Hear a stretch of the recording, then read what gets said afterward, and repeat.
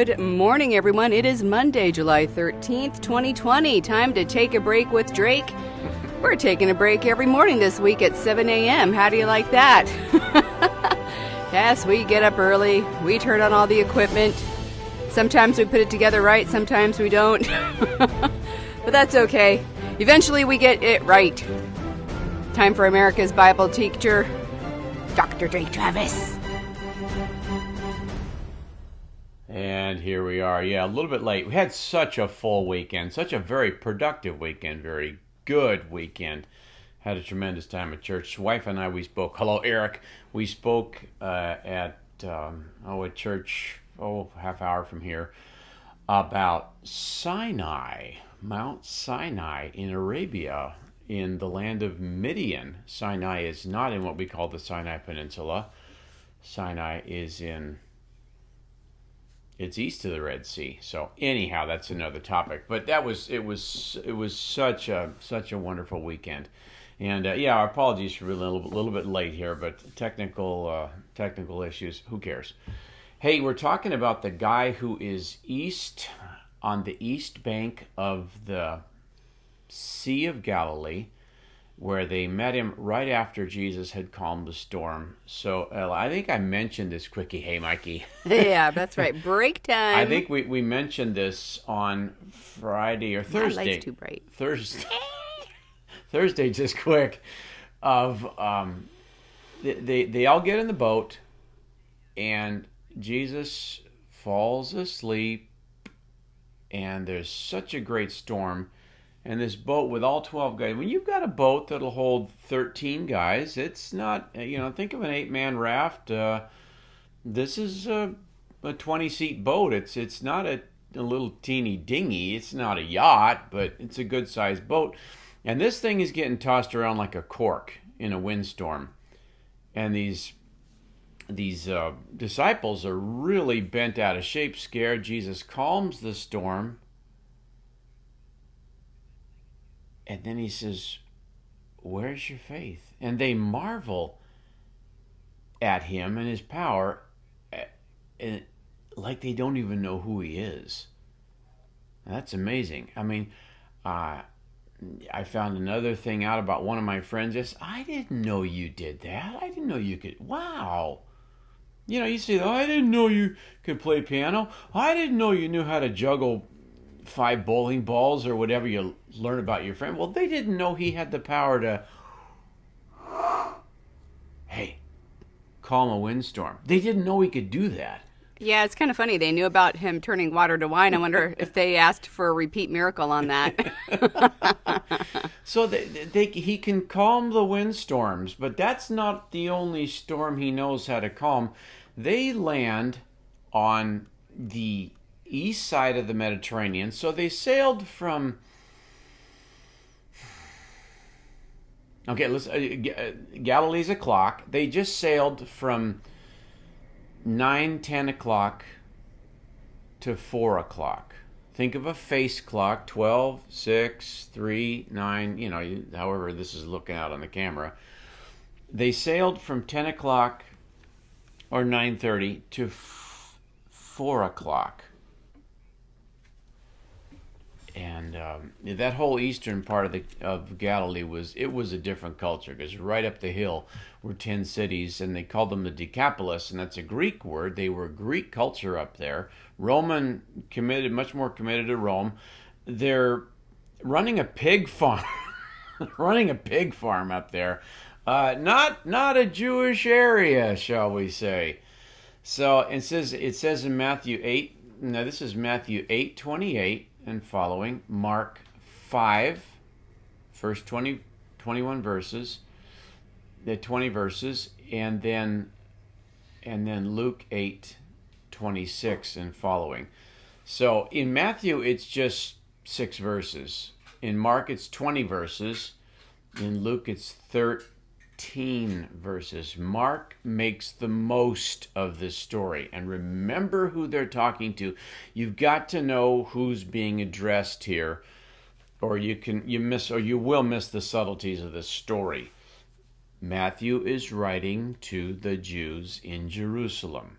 in the South. They're very committed to Moses and Abraham and David and Elijah. Mark is writing to the Jews that have scattered, and they're all throughout the world. They're well into Europe. They're up toward the North Sea. They've gone all the way as far as Iran and Iraq, and some are still committed to it way out in the Euphrates River. Mark writes to Jews everywhere.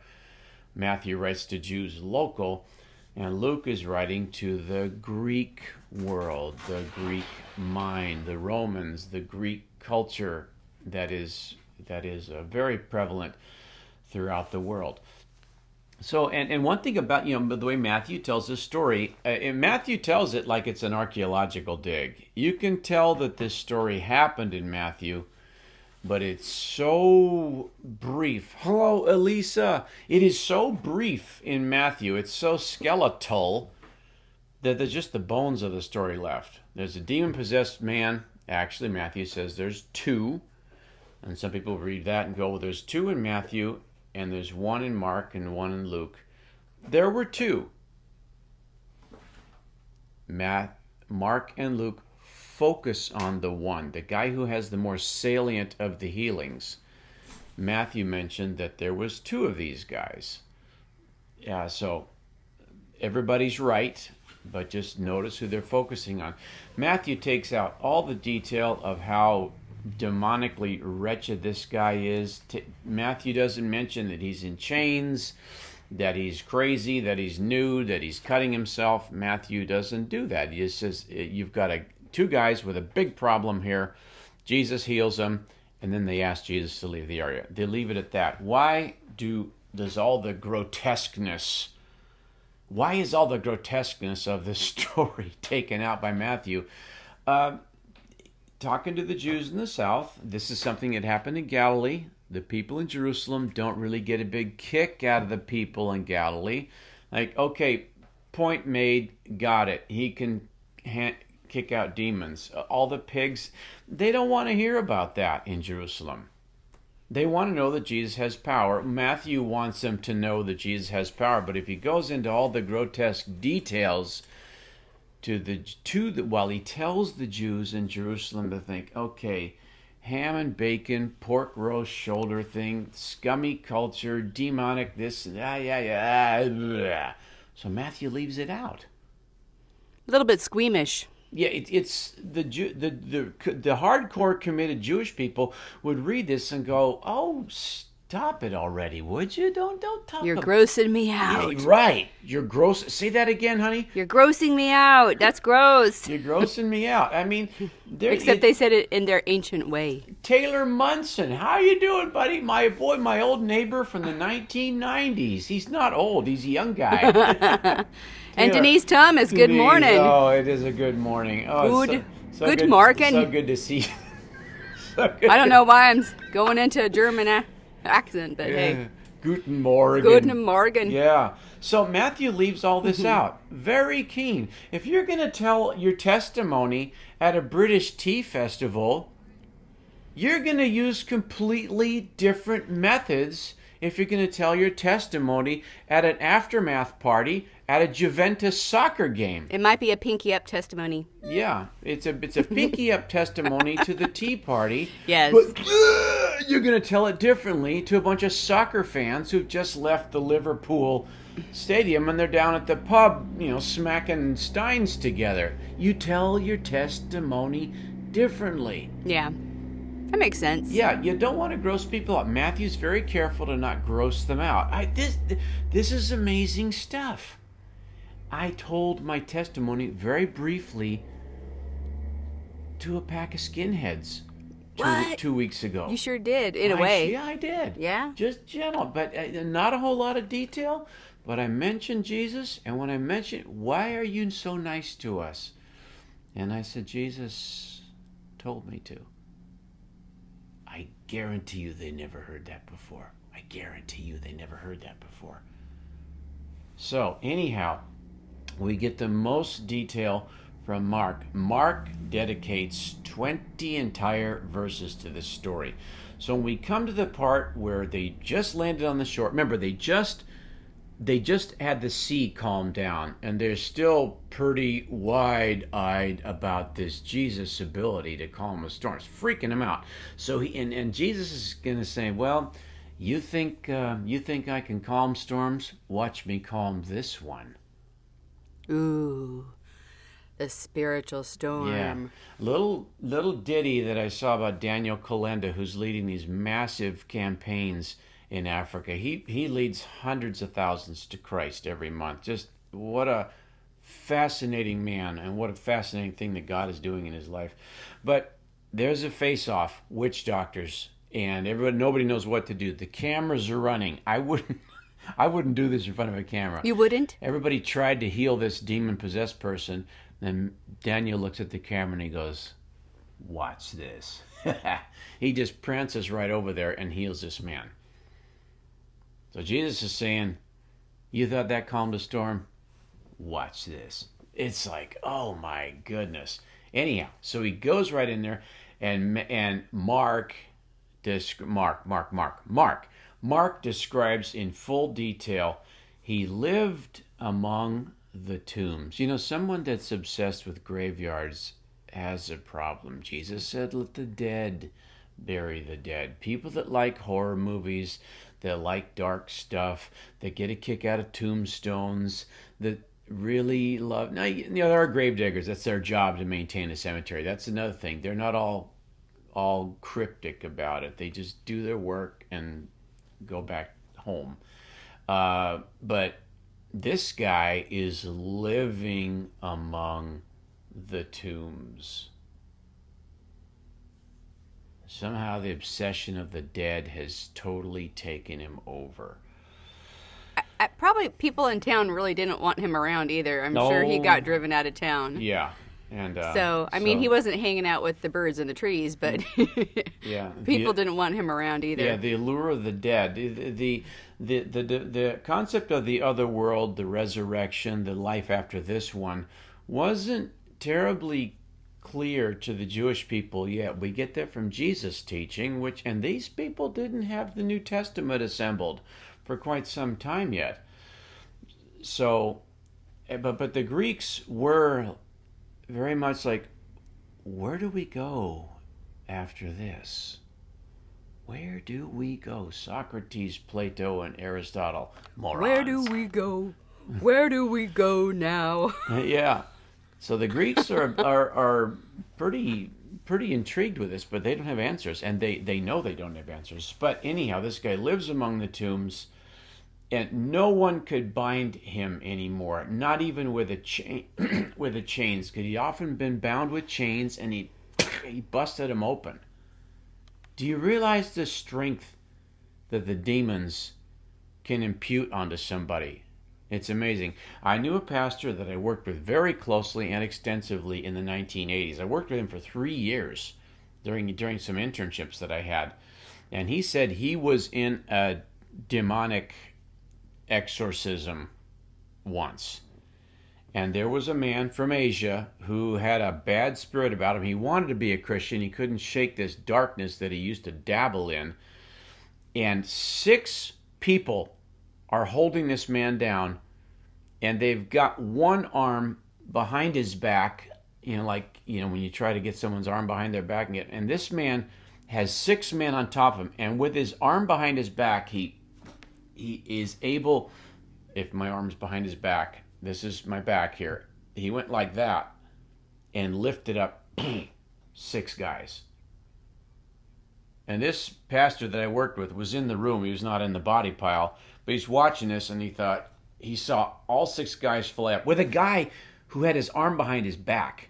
You're not very strong, but this guy lifted 6 guys, demon possessed, and they're trying to, and it eventually worked, but they realized we are fooling with something deep here. This guy is that strong. He's breaking chains off. But here's the thing that I think, Drake. I think that guy was always that strong.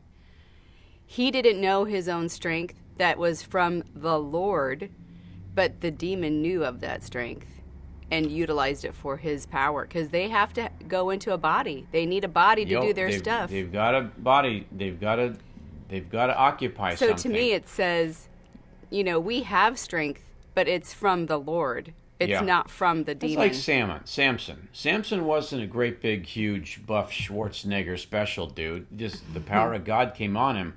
And this man had invited the evil to come on him, and it did. So this guy's beyond scary, and nobody wants to go there. By the way, he meets Jesus. And this passage right here is something I had to translate out of the Greek into English and look at it and all the things in my Here we go. This is going to be my good. college learning Greek. It says, "What have you to do with me, Jesus, Son of the Most High God?" I thought you were going to say that in Greek. Listen, this is identical. Matthew, "What have you to do with us, O Son of God?" Mark, "What have you to do with me, Jesus, Son of the Most High God?" Matthew doesn't use the word Jesus. "What have you to do with me, Jesus, Son of the Most High God?" Luke, "What have you to do with me, Jesus, Son of the Most High God?" It's identical. Now, this translation that I'm reading from, it's my synopsis of the four Gospels. This is the way I can see them side by side. Most fascinating book I've ever owned. This translation is by a native German who knows English, Latin, Greek, and Hebrew, and German, obviously. Brilliant couple, Kurt and Barbara Aland, A-L-A-N-D. Get this book if you can get your hands on it. It's amazing. It's not cheap. No, it's not cheap. We've actually had to replace it because your other one walked off somewhere. I lost it. Somebody borrowed it, and I didn't track them. So, yeah. What have you to do with me? And in Mark, in the NIV, it says, "What do you want with me?" The word "want" isn't in there, but it's such a strange... the sentence means, why this collision? What is it, you and me? I was quizzing a guy in high school once, and he says, "What's this to you? What's it to you?" What's it to you? I never heard that before. Why are you quizzing me? What's it to you? Back off. Why have you encountered us? Why this collision of characters? The Spirit of Christ who can calm the wind and orders the clouds and they obey him. And these people that order the underworld. Why have we met? Well, it's time to show the disciples, call on Christ, and any level of evil can be dispensed with. That's what's going on. I am setting up a collision here, and this is a play. And like Daniel Kalenda said in the camera, watch this. Jesus tells the disciples, not in word, but in deed, watch this. This guy has demons in him, thousands of them. I mean, guys, I'm telling you, don't fool with this stuff. For God's sake, for Christ's sake, for your sake, don't fool with this dark stuff. Go in there to heal, but think you're going to get something and deal with the devil or whatever that.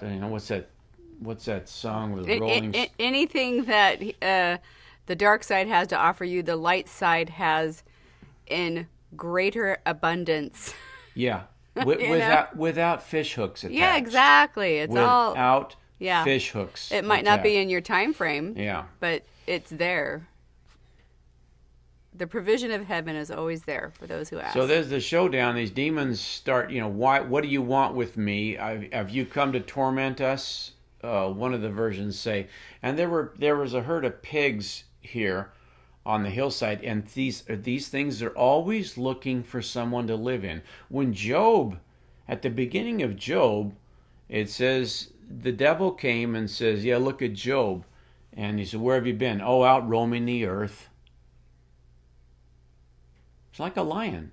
He roams the earth looking for someone to devour.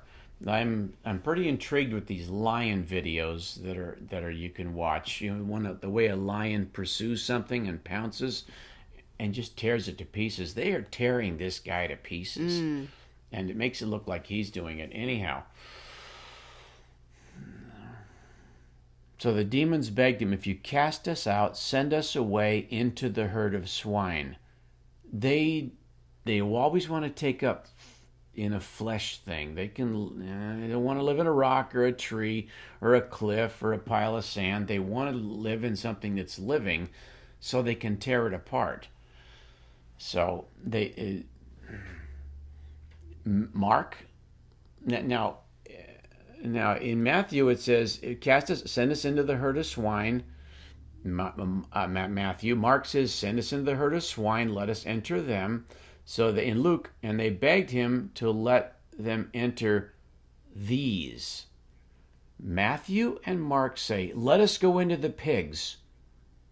All listeners are Jewish. So Jews read that and go, yeah, no kidding. Yeah, devil's in the devil's. Jeez, Jake. Jeez. I'm sorry. Oh my goodness. Sorry, folks. He's taking over with the Mr. Chuckles over here. The devil's in the bacon. Oh boy. Yes. Yes. So the Jews go, yeah, no kidding, the devil's in the bacon. It doesn't say that. Luke just says, let us enter into these. Because they ate pork in the Greek world. The Jewish world don't. No pork. Subtle, but it's awesome. And only Mark mentions that they asked them if they could enter into the swine, and the herd numbered about 2,000. That's a lot of pigs. 2,000. I mean, that's enough pork. And by the way, more pork is eaten worldwide than any other meat. Yep, it's every the day. number one consumed meat. Number one consumed meat in the world is pork. I'm not going to go into kosher laws, that's good or bad or whatever. It's just the way things are. They eat pork all over Asia. People just aren't Levitical. No, they're just not Levitical. That's all. And so there were 2,000 pigs, and this is enough pork to feed 10,000 people for months. And there were 10 cities up there. Especially if it's salted. Yeah. So they rushed down the steep bank into the sea, and they were drowned. So these pigs just run. I mean, if you were out fishing in Galilee, and these 2,000 pigs just come tearing down the hillside, that would get you. That would get your attention. That would be on the evening news. Yeah. Just in from the Gadarenes. Yeah. So anyhow, but this is 2,000 swine have tumbled into the sea. Yeah. Live on location here at the Gadarenes. So in this area, you'll see Gergesa, you'll see Kursi, you'll see Gadara, and it's too much to explain. The Aramaic name, the Hebrew name, the local name, the Greek name. Was it just a steep? Is it just a steep hillside, or is it a cliff? Did they jump off a cliff? It's a precipice. Ooh, a precipice. That once you start down it, you can't get turned around. It's no turning back. Anyhow, but I love that one. I remember driving by it, but it was such a quick little stop, and it was hard to take a picture. Yeah, one of these days, honey, you and I are going to go there with some friends in a van, and we're just going to explore the whole thing, zigzag back and forth. But so there are chapels on the eastern side of the Galilee, the Sea of Galilee, that commemorate this, and it's pretty amazing. There's not much left of the chapel, but it's there. It's really something. So the demons are gone. The man is fine. But as soon as the pigs are gone and the man is healed, Matthew just says the herdsmen fled, and they told it in their country, and the people came out to see what had happened. Matthew, very skeletal detail. He doesn't want to talk about this a whole lot in Matthew. Just prove the point. More power than demons. Got it. Over with. Mark wants to go in because when you're talking to Jews who aren't in Galilee or Israel, in Judea, they're like, yeah, get those demons out of there. Get the demon. Well, Matthew, they're local. They're just right up the road here. So. Yeah, well, they probably really didn't like those guys. Yeah. It's easier to be more rebuking to something that's way far away than to something that's local. You got to kind of watch your wording. Mark, let it fly. They came down there and they saw the man sitting there, clothed and in his right mind, and the man who had the legion. They saw him healed, and they were afraid. This guy was sheer terror. He's not living in a haunted house. He is a haunted house. He's Edward Scissorhands in a bad mood. Yeah, I never saw that, but yeah, no kidding. And they were afraid because it was like, you have more power than 2,000 demons. Are you nice? The disciples, they see he can calm a storm, and they think, can you knock the wind out of me too? You're not going to do that, right? When someone has are you kidding me amount of power, if you're not sure what this guy's made of, it's kind of scary. Look what Luke puts in here that Matthew and Mark, neither of them put. This is so awesome. Luke puts this in here. Then people went out to see what had happened. They came to Jesus and found the man from whom the demons had gone sitting at the feet of Jesus, clothed and in his right mind, and they were afraid. Only Luke puts in there, he's sitting at the feet of Jesus. Only Luke puts that in there. In Luke, it's the only place where we find the story of Mary and Martha. Martha is sitting at the feet. Mary is sitting at the feet of Jesus. This demon-possessed man is sitting at the feet of Jesus. If you ever read to children, they love to sit and make a circle around your feet. Tell us. Mm-hmm. You need to sit at the feet of Jesus and learn. The Greek world wants to sit at the feet of Plato, Aristotle, Socrates, and learn from the wisdom of these guys. Yeah, Vicini says they're idiots. Yeah, Vicini says they're morons. Morons, all of them. But they want to sit at the feet and learn from Homer, from Epictetus, from Cicero. I don't know these guys you're saying. I think you're just making up names, these Drake. are all my old roommates from 100 BC. But you've got to sit at the feet of Jesus. Luke is so intent to say this. Guys, the Greek philosophy, you can learn from them, but they cannot save you. This guy, he can teach you, and he can save you, and he can get your mind to change. He can get your desires to change so that you want what's right. You want what's good.